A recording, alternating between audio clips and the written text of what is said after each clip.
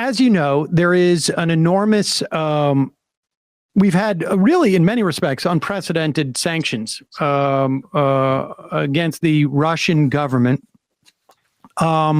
Maybe even perhaps more devastating for the Russians is both something that's happening in the private sector in terms of leases and relationships that they have with aeronautic companies, I guess, basically makers of airlines. There are some Russian planes that they use domestically. A lot of their planes are either American or European, and they're not getting the supplies and the know-how, help in terms of servicing. So that's going to dramatically impact their air travel capacity. And now, as of yesterday, two major shipping container companies, Maersk and MSC, have stopped delivering their containers to Russia.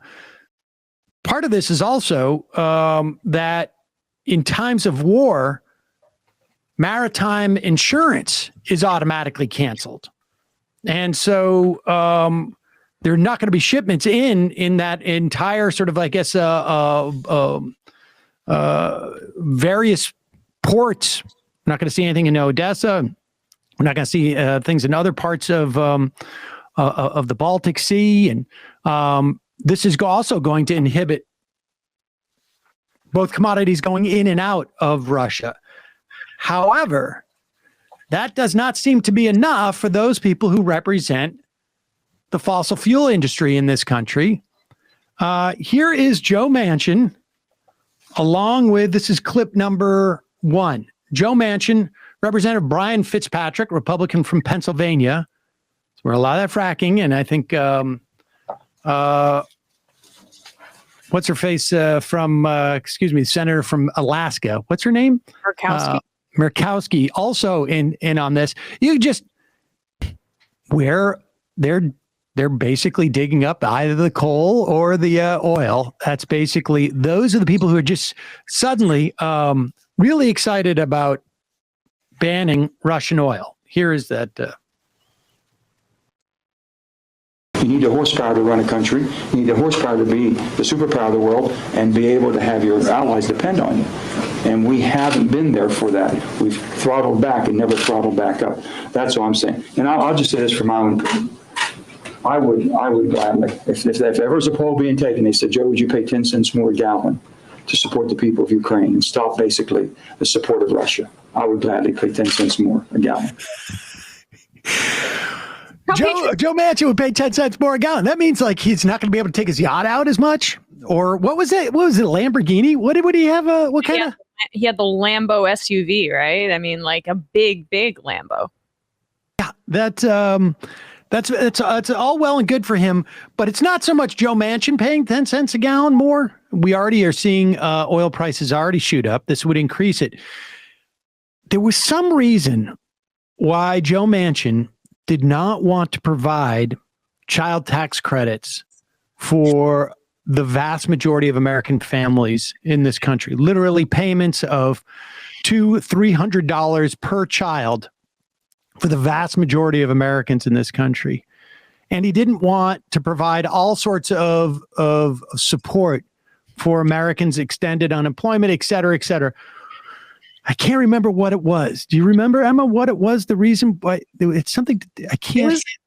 First it was COVID, then it was entitlements, but he did settle on something in particular called inflation. Inflation. And here he is literally talking about, I personally will choose inflation to be able to increase fossil fuel production in this country. And let's be clear here.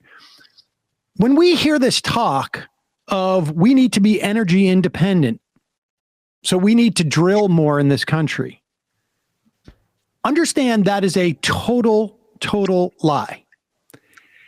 If someone suggests that we need to be energy independent, and that involves more extraction of fossil fuels in this country, the next thing out of anyone's mouth in the room or within earshot of that should be, And of course, we'll need to nationalize these things because we're not going to allow these private entities that dig this oil or that pull this coal out of the ground or whatever it is to sell it on the international market. We need to nationalize this so that we keep it exclusively for Americans' use. And the only way to do that is to have the U.S. government essentially take over these industries and keep it from the private markets. And then we can talk. That's got to be what Joe Manchin's advocating for, right? I mean, perhaps. No. It's possible. But people should just be very, very skeptical about that. It is one thing, the implications, and like I say, when we're talking about container ships and we're talking about oil tankers, that is going to inhibit the export of Russian oil as it is.